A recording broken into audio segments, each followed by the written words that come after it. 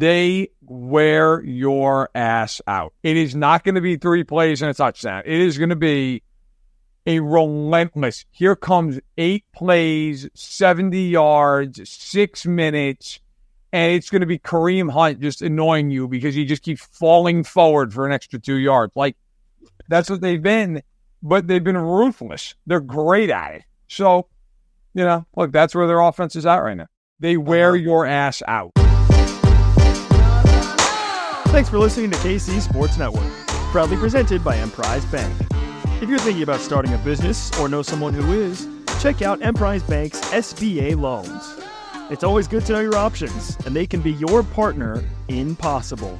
Welcome into That Football Show here on KC Sports Network. I'm Tucker Franklin, hanging out, as always, with Matt Verderame. Thank you to our sponsors, Ben Holiday Bottled and Bond Bourbon, Holiday Distillery for making this show possible so it can get to your ear holes. Matt, how you doing? Doing well. How are you doing? I'm great. Actually, I'm really good because if you guys are watching this on YouTube, I'm wearing one of the Creed shirts that I got at the Creed concert last night as we were recording this on Thursday morning. Phenomenal concert. If my voice is a little off, I apologize. I was too busy screaming the lyrics of Creed songs at Scott Stapp, who, by the way, Matt, phenomenal shape for 51. He's jacked. Like he came out there in like a not cut off, it was like a tank top. I was like, boy, Scott Stapp showing off the guns tonight. God bless him. I'm 36, and the tank top days, I don't know if I've ever had tank top days. They're over. If I had them, they were in high school and maybe like the beginning of college. And, that's, I'm now literally just realizing that was like half my life ago. So that's not great. Yeah,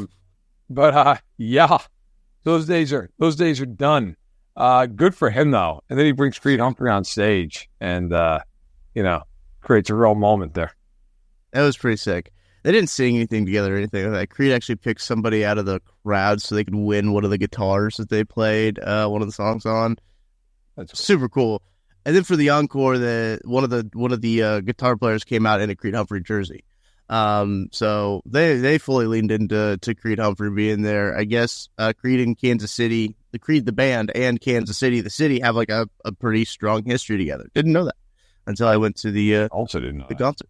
Yeah, so very, very fun concert, very good time. I'm glad that we got the picture that the Chiefs did tweet out before Sunday's game of Scott Stapp and Creed together and said something like Creed and Creed or something like that. It was a very funny picture. I thought that was really good. So now I'm just 1 degree of separation away from Scott Stapp. I'll take it. I can connect myself with one picture to Scott Stapp. That's really all of that we're trying to do as we collect pictures with people, is just try to connect ourselves with other people. I don't know if you've seen those videos, Matt, of like people are like, can you connect like George Washington to Britney Spears? And the dude's like, yeah, I can do it in 4 pictures. And then, wow. Yeah, like there's some people that are really good at it. But I do think it's a very interesting concept, and I like to apply it to my everyday life. I didn't know that existed, but that's impressive. I did see something that was like interesting and also like partially disturbing. It was like around the elections, and like John Tyler was, I guess, I forgot what president he was. It's the 11th or 12th or something. He was born in 1790, and he still has a living grandson. Yeah, that's nuts. Like, what? I mean, how's that even possible? But apparently it's actually possible. It's good genes right there. You got to have a lot of people living a long time for that to happen. I mean, you got to figure, like, I don't know the story behind it. I just, but like, so he's born in 1790. Like, what do you have, a kid when he was like 80? I mean, he had to have, like, literally, I mean, it would have had to have been something like that, right? Because that's like 1870. And then maybe that kid had a kid when they were like 70. And that's 1940. And then, the person's, 80-something years old now. Yeah. It's wild. It's wild. Yeah, that was wild. A funny, like, party trick, though, right? Like, if you're that guy, you go, or maybe, I think it was a guy, I think it was grandson. Like, you go to somebody's party, and you're like, listen, I am the grandson of a former United States president. You go, oh, wow, like Ford, Nixon, no, Tyler. Uh-uh. Oh, my God. Like, what? That's good times. It is crazy. That is a good party trick. Another good party trick is talking about the Kansas City Chiefs. Just whoever you run into at a party, just start talking about the Chiefs. That's what you should do. I never said it was a good one. I do think it's interesting, Matt. We kind of talked about a little bit that we didn't think that the Chiefs were going to be completely done in the trade deadline market. As the trade deadline came and went, no trade was made for the Kansas City Chiefs. We did hear lots of reports that they were in on Marshawn Lattimore. Yep. But that price was clearly driven up. The price that Washington paid, I don't think I would feel comfortable paying if I was Brett Veach. No, they weren't going to pay that. But they kind of stay pat at the deadline after obviously trading for two guys in Joshua Uche and DeAndre Hopkins. I always feel weird saying they stayed pat even though they made two trades. But like on deadline day, they didn't do anything to add more to the team. Right. Thoughts on not doing anything on the deadline day when it seemed like that they kind of did need a corner, add another piece to that cornerback room. Look, I don't think other than Lattimore there was anybody who was going to get really moved. We didn't see another corner get traded except for Tre'Davious White. And listen, Tre'Davious White at this point is shot. He's cooked. I mean, let's put it this way: he was traded for a 2027 pick. So, I mean, it's a seventh. I mean, tells you all you need to know. Yep. Other than Lattimore, there just wasn't anybody out there, and the Chiefs were never giving up a third and a fourth and a sixth-round pick. It just wasn't going to happen.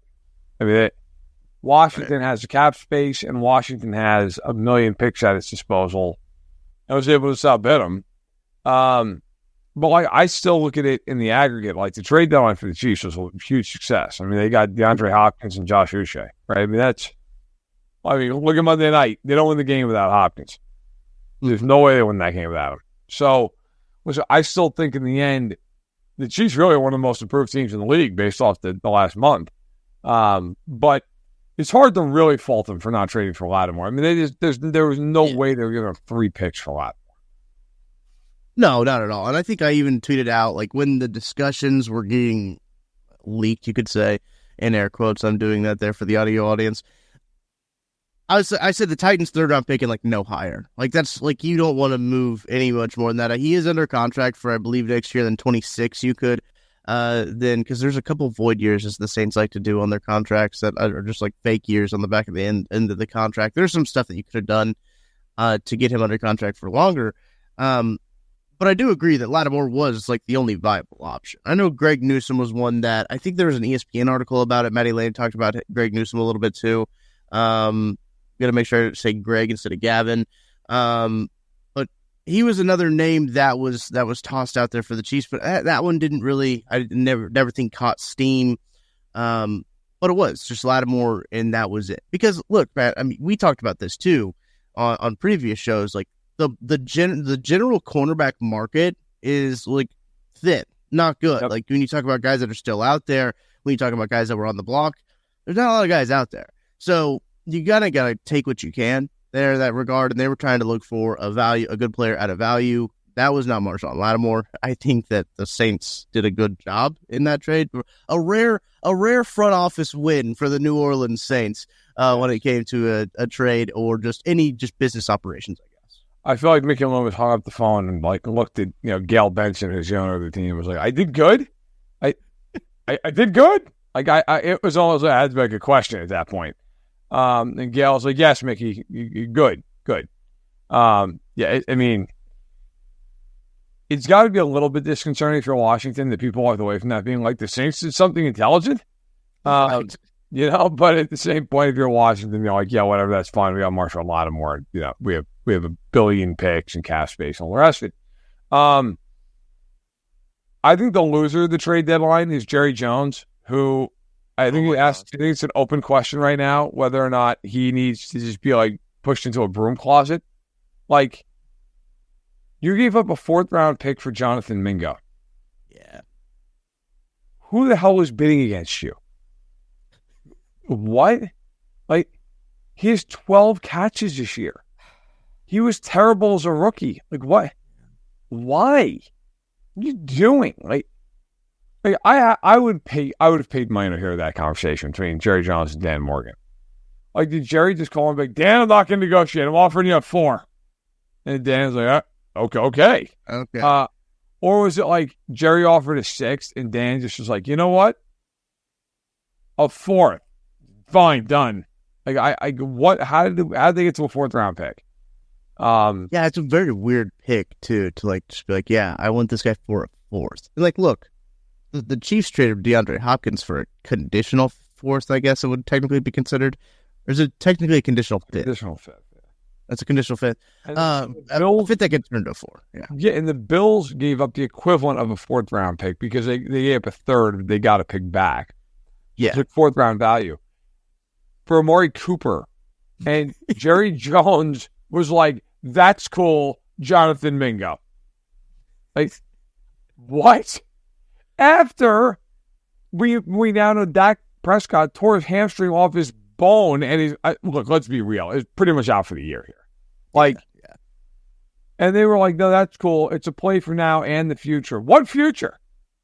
Like, what is the future with that team? Are you kidding me? That's your big, like, thinking forward move. Is you traded for Jonathan Mingo? I don't know, man. I just look at that team. They're the most unserious franchise. They get such a pass because they have been like moderately successful in recent years. Like they'll go to the playoffs. They are the Jets. Okay, they're the Jets of the AFC or of the NFC. That's what they are. They never win anything. They're run by a clown show. They have a quarterback who's like fine, but never wins anything of any note. I don't know. Like, does anyone ever look at Dallas and actually think they're serious about winning a Super Bowl? So to me, it's like, yeah, congratulations, guys. You got Jonathan Mingo for a 4th round pick. I don't know if Jerry's like, we're not selling. Like, oh yeah, that's great. Well, first of all, you have nothing to sell. You're terrible. Second of all, you're 3-5, and your quarterback has one leg. But that's great. It's a great time to go all in. Good. I think what they should do to Jerry Jones is kind of like in The Office, what they did to Creed when he wanted to start a blog, is that they opened a Word document and just had him type in a Word document. It's like, yeah, hey, this is actually a chat room, Jerry. Here you go. Chat. You can chat with other GMs here. Just give him I have 2 daughters, but one of them's 2. Give him like one of those like Fisher Price phones. Yeah.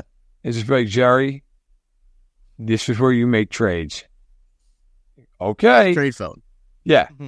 And then every once in a while, just like, hey, Jerry, have you talked to anybody? Yeah, I got Joe Douglas on the phone. Okay, great. Yeah. Okay. Like what you used to do, like with your brother, you give him the controller without batteries and you just want to play with by yourself. Yeah. You'd be like, here you go. Here's his controller without batteries. There are people who are like 10 years old who could make a better decision than trading a 4th round pick for Jonathan Mingo. I was driving back from Kansas City on Tuesday morning for the trade deadline. So I was at the game Monday night, and had a lunch with our esteemed colleague and boss, I guess, BJ Kissel. Overlord. Put it on the company card. It was a beautiful thing. But once you told me it was going on the company card, got that extra side of mac and cheese. But there you go. No, but hey, man, I had a good time. Listen, it's just I'm driving back, and I look down at my phone. Don't do that, kids. And I look down at my phone, and I see a 4th round pick from the Cowboys. I forget why. I looked up, so I didn't see the name. I'm like, I said a 4th round pick. They got somebody pretty good. And I looked back down. I was like, oh no, they didn't. I was like, are you kidding me? I was just like, how is this team serious about anything? But here we are. Good job, Jer. Good job. Oh, way to go. Actually, I'm sorry. Not that we should have done this before the show, but I was going to put you on the spot. Have we laid them to rest? No, I don't think so. Yeah, that's going to happen after the break. Okay. Yeah, that team. Good night. We're getting there. We're getting there. One of these weeks we're going to have like 6 teams just like simultaneously put the bet. There's a bunch of teams that are just like floating right now. Is this way treading water? The shark's about to come. The Jaws shark is about to come up from the bottom to get these teams that are just treading water, just waiting, just treading. I feel like it is, which it's too premature. We can't do it. But Seattle, like, you can hear the music. Yeah. Dude. Yeah, it's, by the way, funny aside here that I guess fits in with the motif of the show. Every summer of my life, or most summers of my life, we would go to a beach up in Rhode Island, Watch Hill, Rhode Island, which is now famous because Taylor Swift has a house on the beach there. But when I was a kid, obviously it was not the case. But it was famous because the book Jaws, that's where it opens, on the beaches in Watch Hill, Rhode Island. And my father, for years, not a swimmer, doesn't like going in the water, just likes hanging out, likes getting ice cream next to the beach, going to the carousel. World's oldest carousel, by the way, at that beach. Interesting. Or the country's oldest. And there was one time, there was a shark warning. That was just, he just ran out of the water. He's like, it's fine, don't worry about it. And my mother's screaming at him to get in. Only time he went in the ocean for like 15 years. And I don't know what the hell compelled him. Maybe he was just looking to get killed. I don't know. That was during a tough time with the Chiefs. So maybe it was that. Maybe he'd seen enough Elvis Gerbach. But yeah, it's funny because you go to Watch Hill now and it's like, when you're a kid, you don't like realize certain things. You're so like honed in on, we're going to the beach. And now that I'm older, like we go to that beach because we have a tiny, tiny cottage in Connecticut that the family's on. It's like 45 minutes from the ocean. And so that's why we go there. And you get there and it is like, now that I'm my age now, I've realized like it is the richest group of people alive and me. And it's like everybody's like dressed to the hill. Like everybody's in like beach body shape. And I'm like, I'm bringing a peanut butter and jelly sandwich to the beach and I'm dad bodding it big time. I don't care. And you have to pay to get on the beach. Like, it's one of those things I never realized it as a kid because you just don't think about those types of things. Right. But now we go and I'm like, I don't belong in the absolute worst way, but that almost makes it more enjoyable. But that's right, everybody. Eat shit. I'm going to just lay down with a bag of Fritos and I'm going to watch all you people walk around in your $400 swim trunks and I'm just going to chill out like human garbage here in a towel. And you all have a nice day. And the kids love it, like the amazing Jenny, they run to the water. So I'm like, they're now there to the point where they're too young to realize it. Right. Yeah. Right. Like I'm not. It's good times. And then Taylor Swift bought a house, like I don't know, 5-6 years ago. So now like there's that element to it, and you're like, okay. I mean, I'm half waiting at this point. See Kelsey just come rolling down the hill, So like I think Tommy Bahama t-shirt, and she threw a big party there at that Rhode Island house. I think that was a few months ago. Yeah, July 4th. That's what it was. I just said that one a few months ago. Holy cow. I'm pretty sure. I could be wrong. I think Christian McCaffrey got married up there. There's a huge hotel called the Ocean House. It's got to be $1,000 a night to stay there. Has to be. And again, this is all to the point that every time I go there, like even the kids who are like high school kids who like park your car, but like they run the parking areas. Mm-hmm. They all have to be in like these like stark white polos and these shorts from like Ralph Lauren, and all the kids look like they're straight out of like central casting. Like they're all the exact same person. And I'm like, it's not that serious. I just want to park. I don't care if you're wearing like a t-shirt and sweatpants. It doesn't matter. So no, it's Watch Hill. In Watch Hill, we dress a certain way. We act a certain way. You're like, yeah, that's nice. I'm going to go hang out on the beach and eat an ice cream cone like an absolute piece of trash. I don't care. My BMI is twice everybody else's here, and it's cool. I'm fine with it. But in any event, we've lost the plot. The point is, Jaws is coming for some of these teams. And that all started in the book in Watch Hill, Rhode Island. So look at those facts, kids. Yeah. Look, we're giving you football talk and also history. I went a little sideways there, but that's all right. We're back. Happens to the best of us. Yeah. People either were like fascinated by that or like shut up. Yeah, I don't care. But in any event, there is let's quickly look back and look forward. So the Chiefs win against Tampa, 30-24 in overtime. I was Did not at the do that. game. One is just a regular. I think it's in the press box right now. It's there as a fan.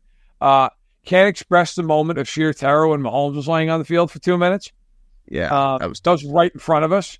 So I was in the end zone, and so we're sitting there or standing there, and everybody's looking at him as like a funeral. Like there's not a sound, and some guy probably about 5 rows behind me just goes, "Oh my God, he can have my leg," and I was like. But in the moment, like, it wasn't funny because I was like, seriously, man, like, I would cut off your leg if it meant him being all right. And then in Mahomesian style, like, got up and still didn't look right. But then, like, 5 minutes later, was doing, like, full-speed dropbacks on the sideline. You're like, okay, all right. Thank God Carson Wentz could just sit down. I wonder if Carson Wentz in that moment was like, oh, thank God. Like, the last thing I need to do is come in on Monday Night Football and a close game, when we're undefeated. I wonder if he was as relieved as all the rest of us were. But, he probably. Yeah, probably. But they win the game, and now they got a short week to prepare here for Denver before they play Buffalo. But your thoughts, either looking back or looking forward for this game against Bo Nix and company. Yeah, I do think that the short week does make this one interesting. Those Monday night games always make everything feel so condensed, right? Especially with it being a short game. And it also being a noon game at Arrowhead, which, Matt, you had enlightened me on noon kicks at Arrowhead prior to this game here. It's a rare thing to happen in this day and age of Patrick Mahomes football. Not very many of them. This is the first one since week 17 of 2022 versus the Broncos. So it's been a minute. This is the third Sunday noon kick in the last, that same time span. So they don't have very many Sunday noon kicks. This is coming off the heels of an overtime Monday Night Football game.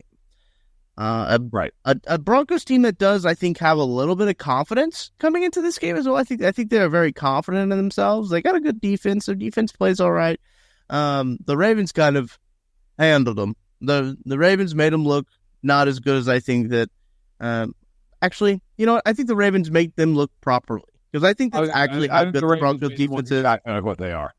Yeah. I think the Broncos kind of record is inflated a bit when you kind of look at that schedule, like who they played and everything. But I think that's who they are, is who they played against the Ravens. And look, this could be a potential for a trap game because they got Buffalo coming up. I think that this is a real possibility where this one could be considered one of those trap games. Yeah, so I've said this, I think, in about 5 different places at this point, and I'll say it here, and then I'm sure my own pod, I'm sure I'll get 8 other radio spots before the game happens, but Perfect. I have a working thing. Yeah, it's good. It's all about the continuity. It'd be better if I probably just gave like 8 separate takes, because then I'm constantly right. I'm covering all. It's like when you go to a bingo hall and you got like 9 cards, and you're like, no matter what, we're covering all bases. No, listen, I have a working theory about this game that we're all going to be incredibly annoyed with this team throughout this game because they're coming off a Monday night game, short week. It was a tough game. They have Buffalo next week, and here comes Denver. Mahomes was lost one time to Denver, and it basically took him having like a deathbed moment to lose to Denver. That's right. He was like dying of flu. Okay, it also took Sky Moore being Sky Moore in the most just epic fashion imaginable. Yeah.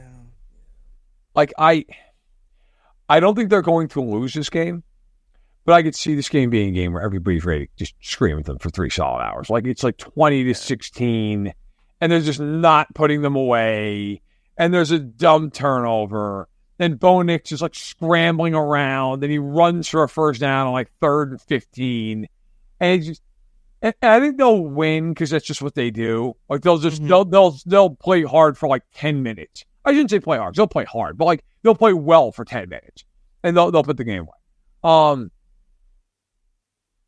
And then I think we will hear an entire week of how look at Chiefs are 9-0, but they're not blowing anybody out. And look at how they played, and oh my God, and God, Josh Allen's on the other side. What are they going to do? And how could they possibly deal with that juggernaut? And what's going to happen? And we're going to get a week of that. And my official on-the-record prediction, assuming the Chiefs win this game the way I think they're going to win this game, they're going to go to Buffalo and kick the absolute crap out of Buffalo for 60 minutes. That is, and I was saying to Tucker before the show started, I am wrong all the time. It's kind of my hallmark. In all the years that Allen and Mahomes have played against each other, the one thing I've been constant with, I have never, ever missed a prediction on that game. I have been right every single time.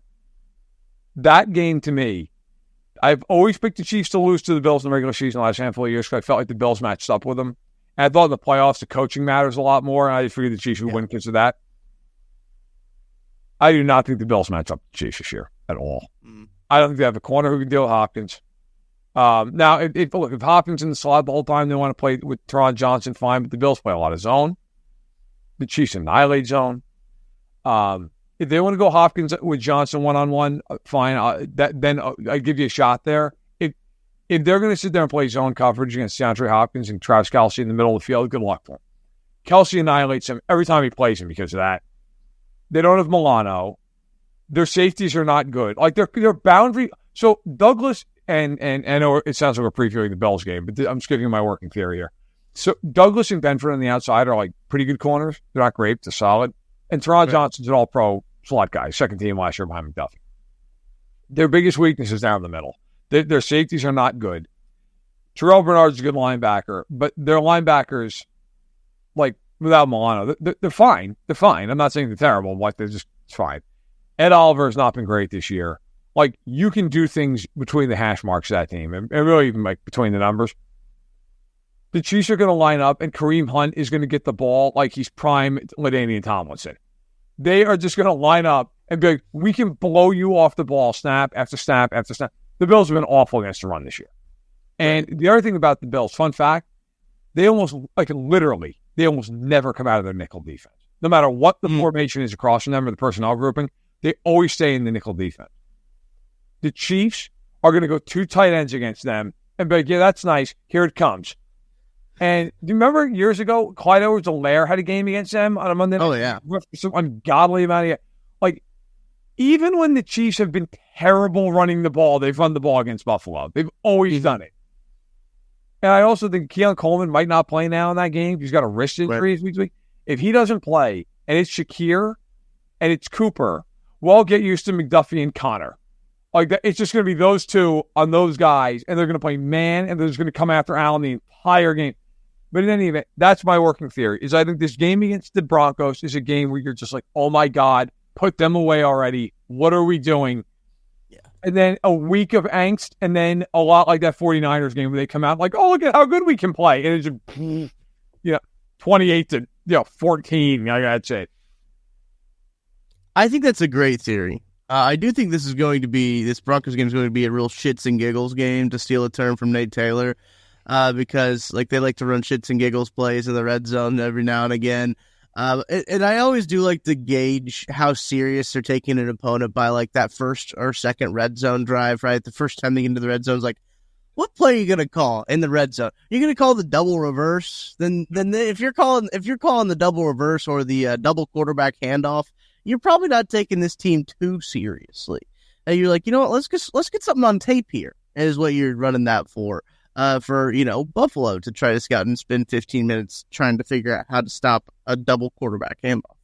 I do think it's going to be one of those games where they're going to do the bare minimum. It's going to be, like you mentioned, it's going to be Kareem Hunt getting the rock 30 times. Like they are grinding Kareem Hunt to a pulp, to dust, before Isaiah Pacheco gets back. I do find it kind of funny he gets here. They're like, yeah, well, he was in good shape, so we're just going to give him 30 carries, have him carry the ball 30 times. And he's like the Barry Sanders at getting 3 yards. Like, if you need 3 yards, he will get you 3 yards no matter the circumstance. He is so good at just getting you 3 yards. But it's not a cloud of dust, though. It's just 3 yards. That's all his offense is. Yeah. I appreciate with Kareem Hunt, like in the second half of that Bucs game, when things started to get a little shaky, they're like, what we're going to do? We're going to run Kareem Hunt behind the 3 offensive linemen inside. That's what we're doing every play. And the Buccaneers were like, oh, we're done then because we can't stop it. And she's just moved Vita Vea in the second half of that game. Like, that's fine. We're going to run it right at you. over and over and over and over. And like, I will say with them this year, that is one thing that is different. For years, they've not been an efficient run team, and they've been terrible in short yardage.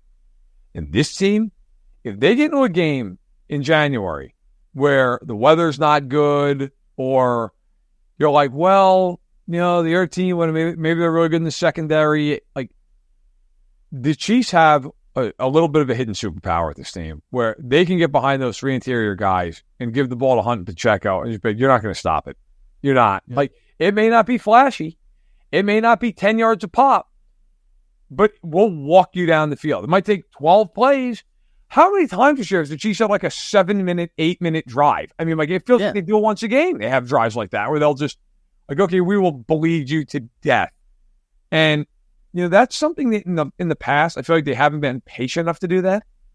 But this year, I was looking at the numbers last night. So Kareem Hunt has 414 rushing yards this season. That's 81 yards a game. If he does that for the rest of the season, he has 1,200 rushing yards. Wow. And that, look, they're going to get Pacheco back here relatively soon. So, like, that's probably not going to happen the rest of the year. But my point is, like, the guy missed 3 weeks and was on the scrap heap and basically is pacing to be one of, like, the 5 best running backs in the NFL this year. It's incredible.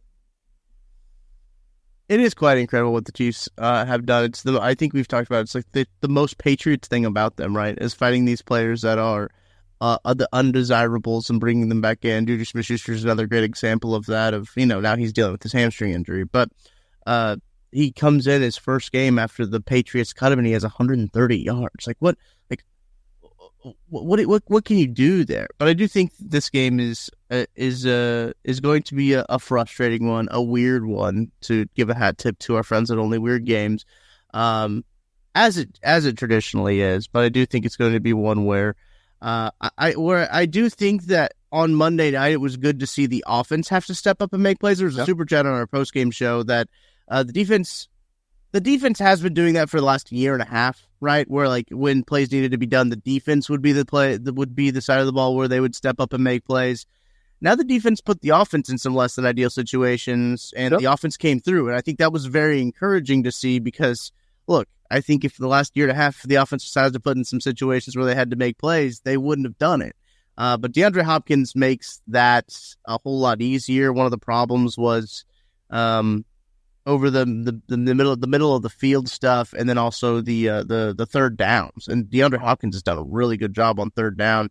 Yep. He's so reliable in terms of catching the football. Patrick Mahomes can just lob up a ball in triple coverage and be like, "Yeah, Diop will come down with it."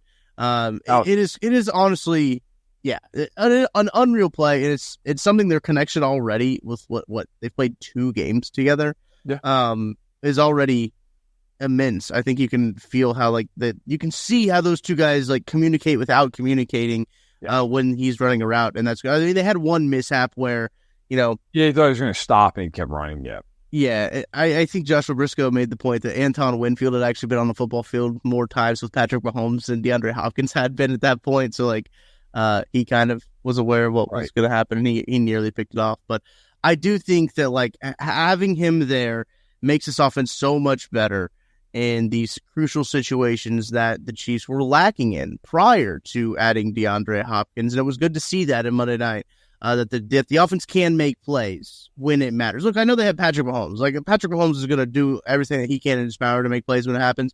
But now they have DeAndre Hopkins and Travis Kelce and Patrick Mahomes to make plays when it matters.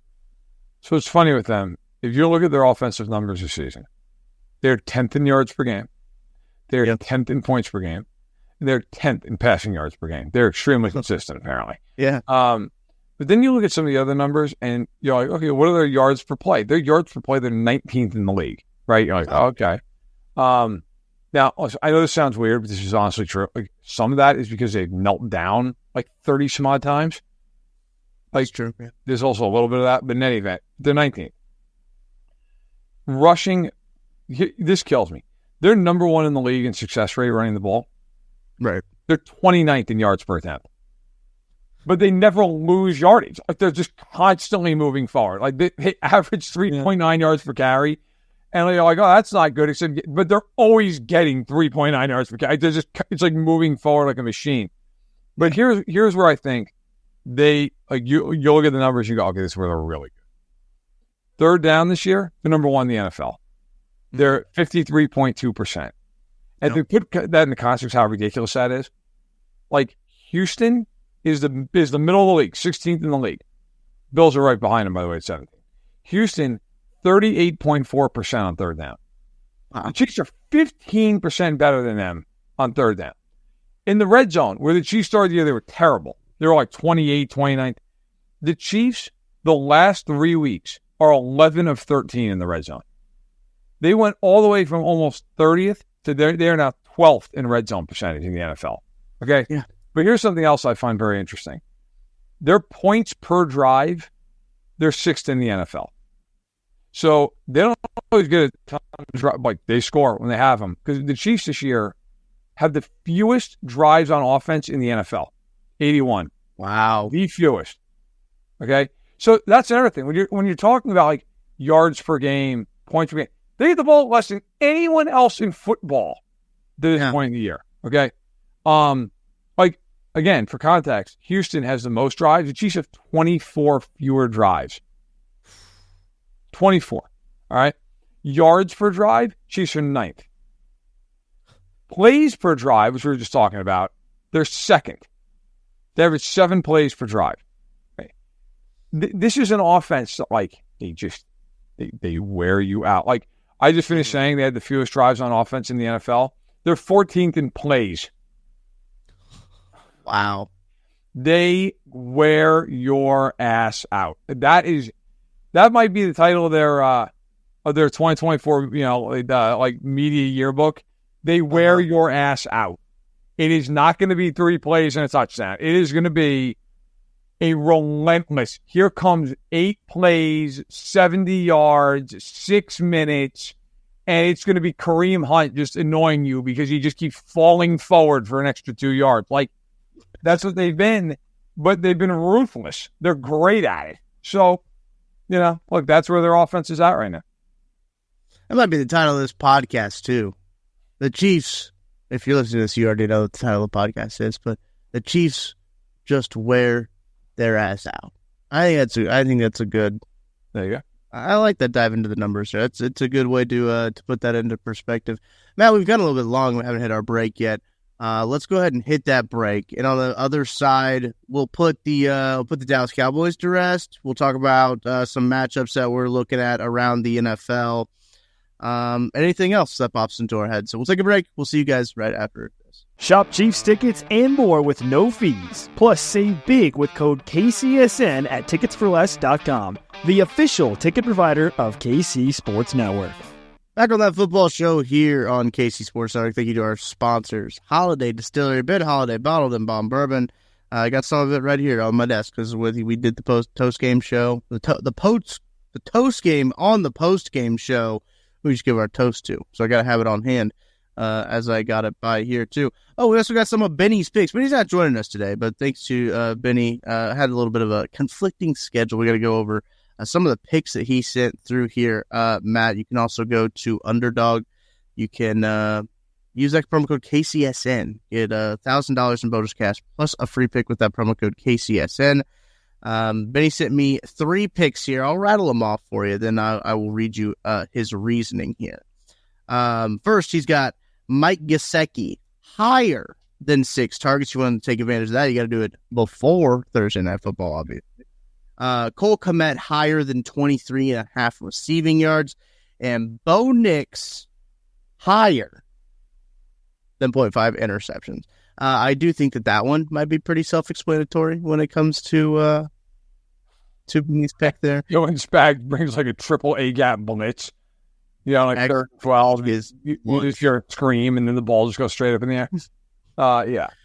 Was that Geno Smith who did that? Who was it Aaron Donald when he got the ball and it's like, oh my God. My favorite mic'd up clip ever is, I forget who the Jaguars defender was. But he was a big D tackle, and he comes up through the gap, and Le'Veon Bell made like a jump cut, and the guy's like, "Oh!" It's one of the greatest clips of all time. I think they spliced it together too, like when Le'Veon Bell was in like the top, the top 100 players, right? I think I remember seeing it. Like they had him talking about like I can't remember who it was either. It was like you're talking about like how to stop Le'Veon Bell. He's like, hey, he makes me make noise. He's like, I can't. I don't know. He just makes me make noises. And then they splice that clip of him just going, oh, like after he just like, does a jump cut. It's so funny. It's one of the greatest clips you'll ever hear. But yeah, as far as the bets go, yeah, listen, I'll ride with Benny. It's just time to shine there, not mine. Gesicki's been really good this year for the Bengals. So, yeah. So that game, there are going to be a lot of points in that game. Because I don't know that anybody can stop anybody. That's a great point. And what Benny says here is he's been the de facto wide receiver, too, for the Bengals, especially with T. Higgins' injury.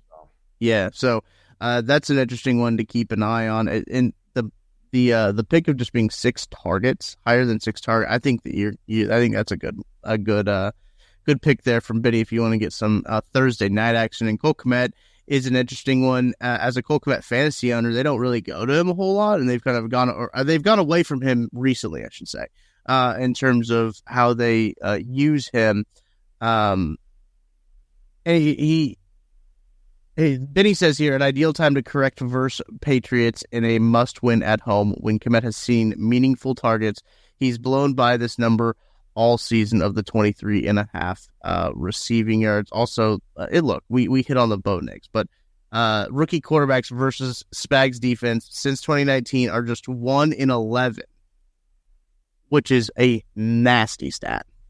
Oh my God. Yeah, good luck. The one, you think? I was just trying to think that, actually. I was just trying to think about that. Since 2019. Okay, so since 2019, rookie quarterbacks. Well, it's not anybody in the division, right? Can't. It has to be out of the division. It's Christmas. It's Aiden O'Connell. Oh, you're right. It was Aiden O'Connell. He didn't play a fucking pass for 3 quarters.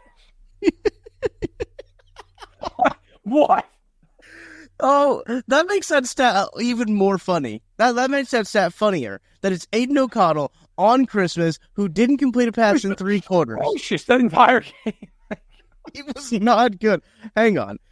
We gotta bring up Chiefs, Raiders, Christmas. I gotta pull up that stat line because I want to read it off to you guys. Abominable. I remember watching that game. I remember thinking like, oh my gosh. Honestly, God, what was he? 5 of 20? 9 of 21, 62 yards. And they won. Oh my God. And that is the one win that a rookie quarterback has had against Steve Spagnuolo. Does Bo Nix join the hallowed company of Aiden O'Connell? Oh my gosh. Zamir White had 145 rushing yards? Oh, you remember at the end of the game, he ripped off like a 70-yard run to clinch it? Oh, yeah, that's right. That'll inflate that number. Yeah. And I love, you know the best part of that game was, looking back? It propelled the Chiefs by all their comments over the years to the Super Bowl. And it also made the Raiders be like, Antonio Pierce is our guy, damn it. It really worked out. Who knew it was the best Christmas gift Chiefs fans could have gotten? They scored back-to-back defensive touchdowns. That game was a mess. Nobody wanted to be there. The game was disgusting.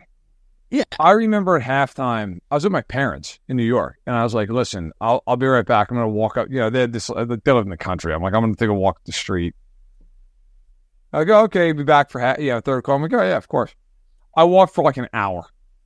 Like, I came back with like 2 minutes ago in the third quarter. It was still the same score. I'm like, this team sucks.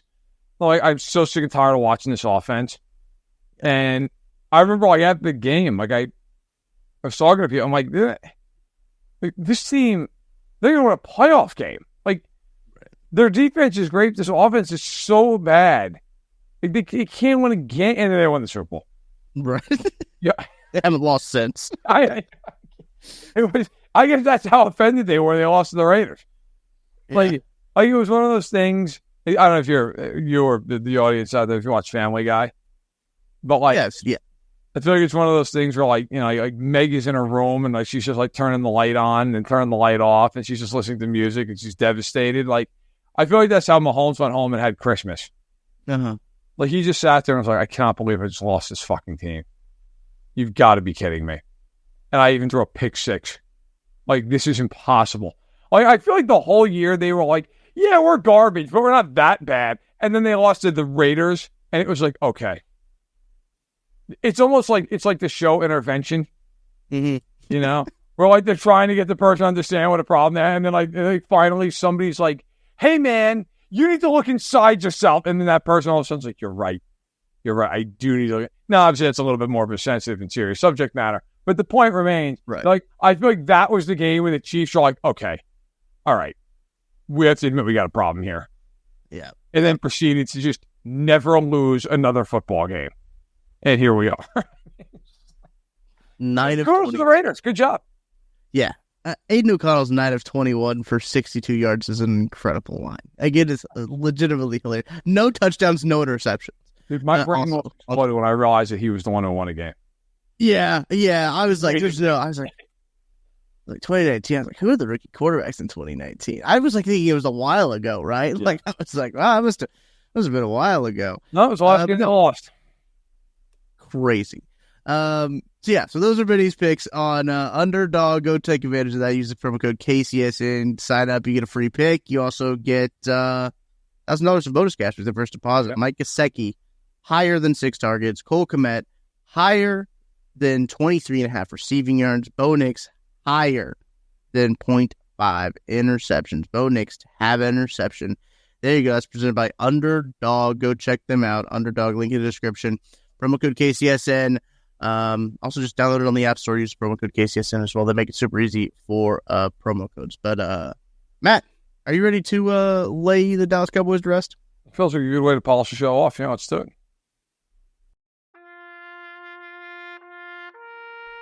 Dallas Cowboys came into the season with pretty mediocre expectations. Sat around and did a whole lot of nothing this offseason. As it turns out, that was pretty much a portent of things to come. They paid a lot of money, more money than they needed to for Dak Prescott, because Jerry Jones was incompetent. And then Jerry Jones was incompetent again when traded for Jonathan Mingo.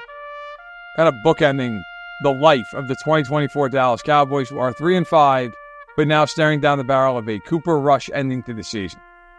The Dallas Cowboys laid to rest at 3-5 and about to be a whole lot worse.